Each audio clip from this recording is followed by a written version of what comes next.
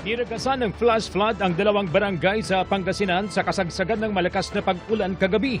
Nagmistulang ilog ang kalsadang ito sa bayan ng Labrador. Pahirapan tuloy ang pagdaan lalo ng maliliit na sasakyan. May mga kalsada ring nalubog sa Bugalyon.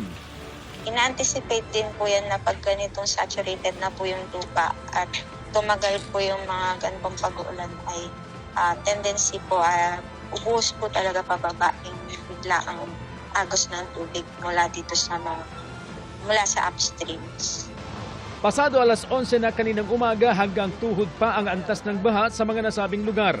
Ang ilang residente inilikas. 36 na barangay mula sa 7 bayan at isang lungsod sa Pangasinan ang binabaha pa rin. Humuhupa naman na ang tubig sa iba pang lugar.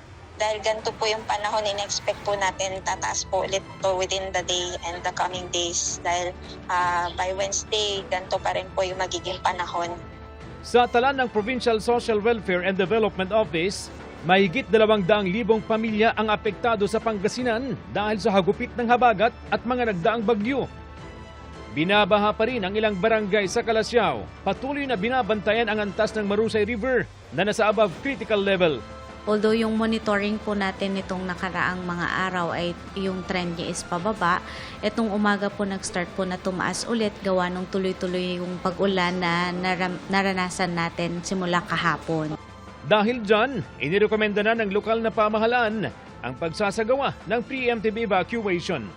Ako si CJ Torida ng GMA Regional TV, ang inyong saksi.